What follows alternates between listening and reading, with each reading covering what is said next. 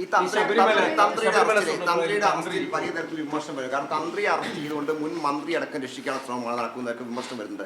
അതിനെ എങ്ങനെയാണ് കാണുന്നത്? ഈ SIT ആണല്ലോ അന്വേഷിക്കുന്നത്. ആദ്യമേ പറഞ്ഞു SITക്കാർ ശക്തരായിട്ട് അവർ ചെയ്യുന്നുണ്ടെന്ന് പറഞ്ഞിട്ട്, അപ്പം പിന്നെ അത് കഴിഞ്ഞപ്പോൾ 1-2 ഉദ്യോഗസ്ഥന്മാരെ പറ്റി ഇവർ ചില വിമർശനം പറഞ്ഞു. കോടതി വളരെ കൃത്യമായിട്ട് നോക്കിയിട്ട് പറഞ്ഞു വളരെ കൃത്യമായിട്ട് നടക്കുന്നുണ്ട്. കോടതിയാണ് ഇത് നടത്തുന്നുള്ള എല്ലാവർക്കും അറിയാം, അല്ലാതെ വേറെ ആരും ഇടപെടുന്നതല്ല. ഇന്ന് BJP പത്രസമ്മേളനം നടത്തിയിട്ടുണ്ട്. അവർ പറഞ്ഞത് എന്താ, സോണിയാഗാന്ധിയും പിന്നെ അതിനകത്ത് പിന്നെ പത്തനംതിട്ട MPയുടെയാണെന്ന് തോന്നുന്നു 2 പേര് പറയുന്നത് കേട്ടോ. BJPയുടെ പ്രസിഡൻറ്റും മുൻ പ്രസിഡൻറ്റും കൂടി ഇരുന്നിട്ട് പത്രസമ്മേളനം നടത്തി. അതിനകത്ത് അവർ പറയുന്നുണ്ട് ഇവരാണ് സോണിയാഗാന്ധിയുടെ എല്ലാം കൂടെ നിൽക്കുന്നുണ്ടൊരു പടം ഉണ്ട്. SIT അത് അന്വേഷിക്കുന്നുണ്ടല്ലോ ഏത് കാര്യവും. അത് കഴിഞ്ഞ് പറയാം തന്ത്രി മാത്രം പോരാ, മുൻ മന്ത്രിമാരും. ഇതൊക്കെ രാഷ്ട്രീയമായിട്ടൊരു പ്രാസത്തിന് വേണ്ടി പറയാം. അന്വേഷിക്കുന്നവർ അന്വേഷിച്ചോട്ടെ, ആരെയും സംരക്ഷിക്കാൻ ആരെയും നിൽക്കുന്നോ? അതിനകത്ത് കൃത്യമായ നിലപാടുണ്ടല്ലോ. തെറ്റ് കാണിച്ചിട്ടുള്ള ഒരാളെയും സംരക്ഷിക്കേണ്ട കാര്യം ആർക്കുമില്ല.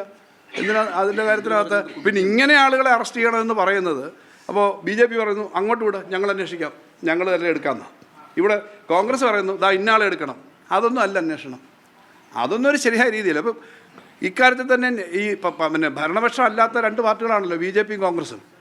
ഈ 2 പേർക്കും വ്യത്യസ്ത അഭിപ്രായമാണല്ലോ. അപ്പോൾ കൃത്യമായിട്ട് അന്വേഷണം നടക്കട്ടെ, അതിനെപ്പറ്റി അതിന് പിന്തുണയ്ക്കുമല്ലേ. പിന്നെ കോടതി, ഹൈക്കോടതിയും സുപ്രീം കോടതിയും പോലുള്ള കോടതികൾ ഉൾപ്പെടെ ഈ കാര്യമെല്ലാം കണ്ടുകൊണ്ടിരിക്കുകയല്ലേ, അതനുസരിച്ച് നോക്കണം. നമ്മൾ ഇഷ്ടപ്പെടുന്നതനുസരിച്ച് ആ കാര്യം നടക്കണ്ടേന്ന് പറയുന്നതാണ് അതിനകത്ത് തെറ്റ്. എവിടെയാണ് ആർക്കാ വെസ്റ്റഡ് ഇൻട്രസ്റ്റ്? വെസ്റ്റഡ് ഇൻട്രസ്റ്റ് ഇന്നീ പറഞ്ഞ നേതാക്കന്മാർക്കാണ്.